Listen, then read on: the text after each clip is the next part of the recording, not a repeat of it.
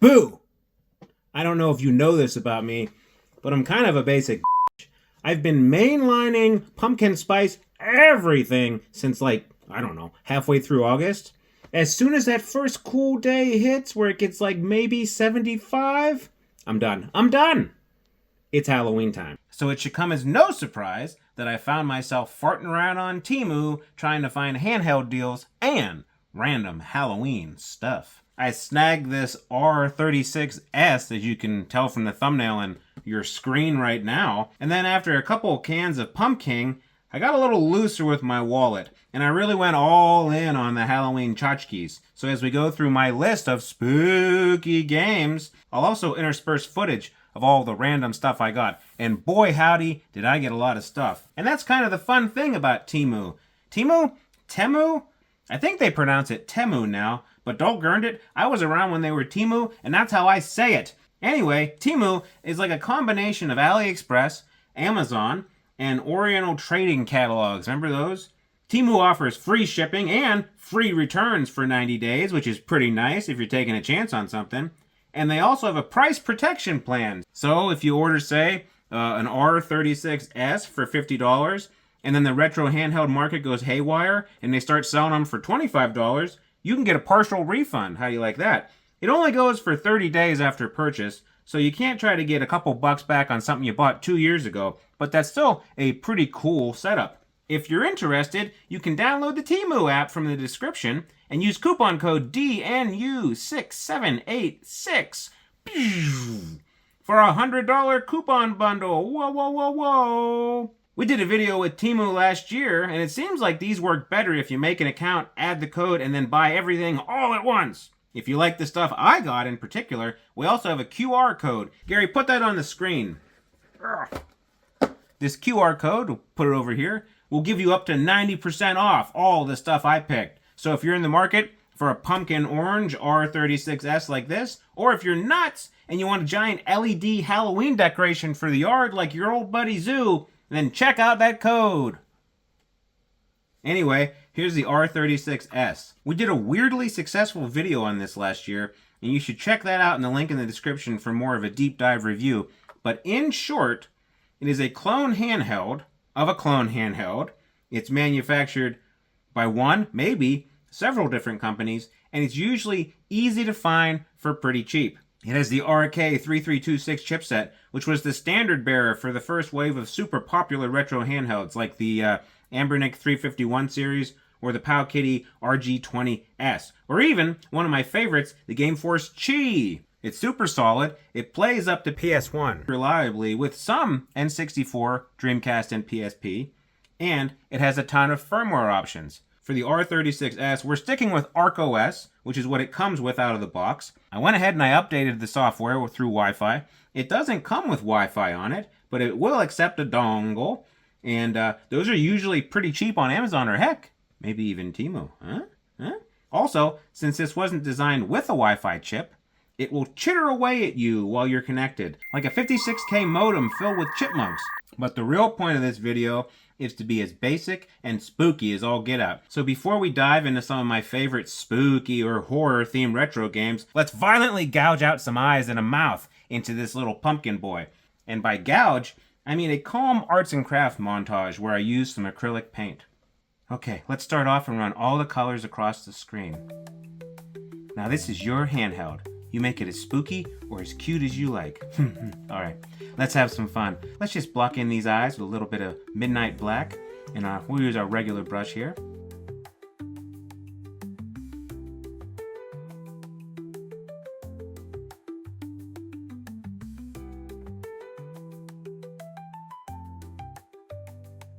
Now then, it doesn't show very well against a black battery case, but that's okay. We don't make mistakes. We have happy accidents. Let's add a little bit of this titanium white around the edges. Ooh, I like that. Yeah, that looks good. Oh, heck, let's have some fun. Let's just fill in that whole panel like that.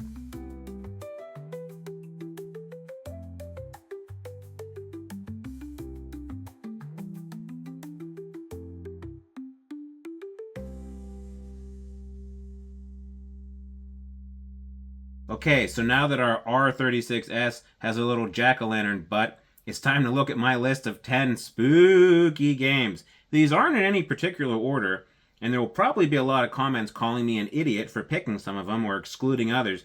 But just to head that off, here's some B-roll of all the Temu Halloween stuff I got for my house and for my family. Can't be mad at my wife and kids in festive fall wear or spooky decorations, can you? I mean, you probably can. We'll find out. Hello, Boo. First off is Friday the 13th for the NES. Check out this sweet hockey jersey I got. I was wearing it in the intro. It was cheap, but it feels pretty good. I got a 2X, and it just fits. So if you're looking for a quick Halloween costume, be sure to get a size or two larger than you'd normally get. Speaking of Friday the 13th, here's Friday the 13th. Released in 1989 for the NES, Friday the 13th is a horror game based on the long-running slasher movie series. I like Halloween way better, but the only game for Halloween was a really bad Atari version that only tangentially references the movie. Like, it was so poorly managed that most of the versions of the game didn't even have a label on the cartridge. They just put a piece of tape on there and wrote Halloween with a marker. Anyway, in Friday the 13th, players take control of camp counselors at Crystal Lake and are tasked with protecting children and themselves from Jason Voorhees. The gameplay involves exploring cabins in the surrounding areas of the camp, it's on brand. But then there are zombies, bats, what? And then, eventually, you have to fight Jason himself, who appears at random to attack the counselors. We played this in Game of the Week on Discord a year or two ago, and a lot of people criticized the gameplay mechanics and the difficulty. But I had fun. It's one of those NES hard games you can modernize a little bit with save states and other emulator features. Despite its flaws, Friday the 13th stands out as one of the first solid attempts to translate a popular horror franchise into a video game. Up next, welcome to Silent Hill. Oh, crud.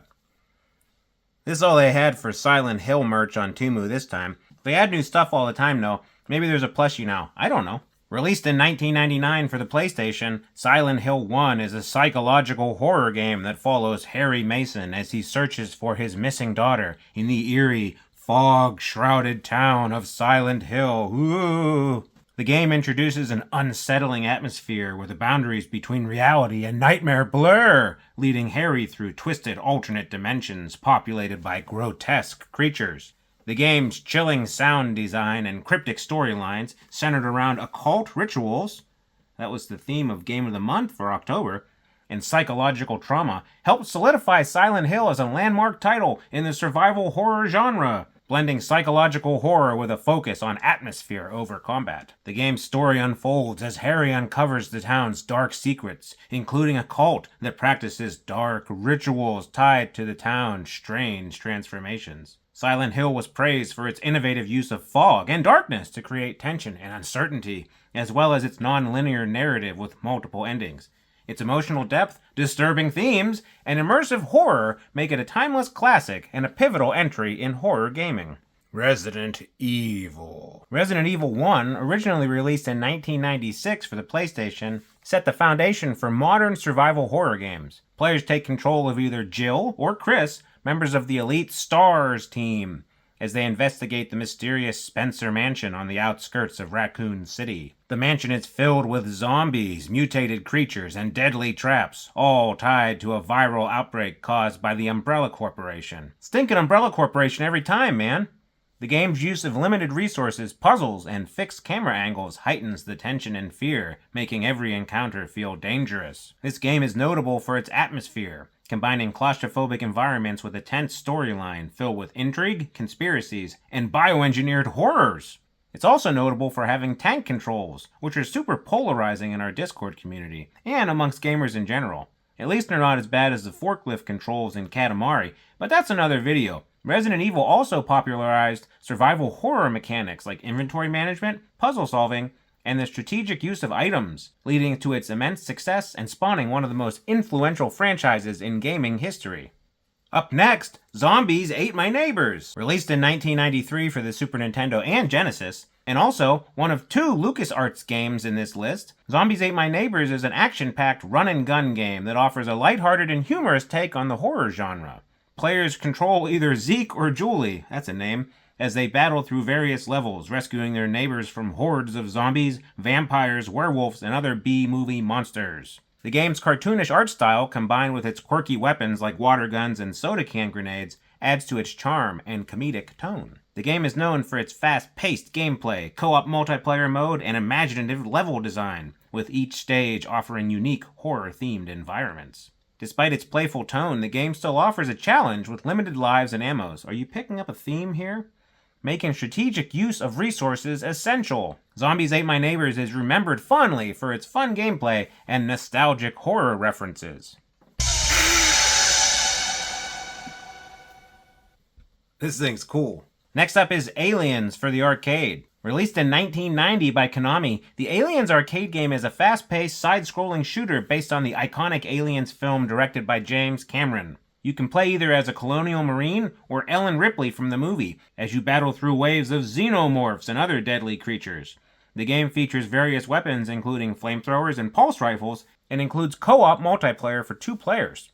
The Aliens arcade game was praised for its intense action, detailed sprite animations, and fast gameplay that captured the intensity of the movie's combat sequences. Although it took some creative liberties with character designs, like Ripley is blonde and there are pink aliens, the game successfully translated the tense sci-fi horror atmosphere of the Aliens franchise into an engaging and action-packed arcade experience. I remember they had this at the weird hidden arcade at our mall when I was a kid, and it was there for a couple months and I played it a lot. The color schemes and stuff didn't really faze me because at that time in the 90s, they had all sorts of weird Aliens toys and comic books where everyone was purple or that neon green, 90s colors.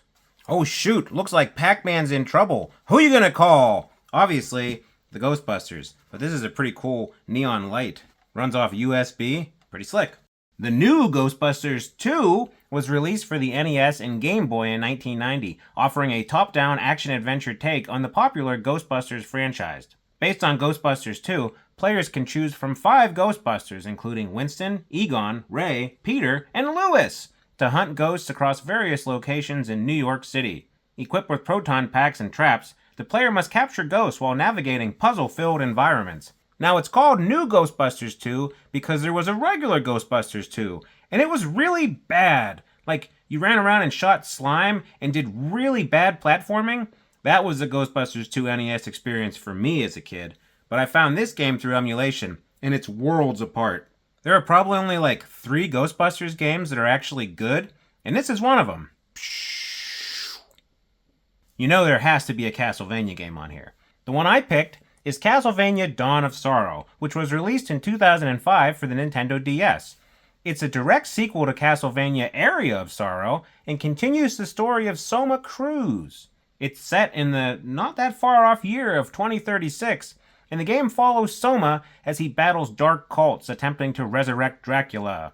The game combines traditional Castlevania platforming and combat with RPG elements, including the Tactical Soul system, which allows players to collect and use abilities from defeated enemies.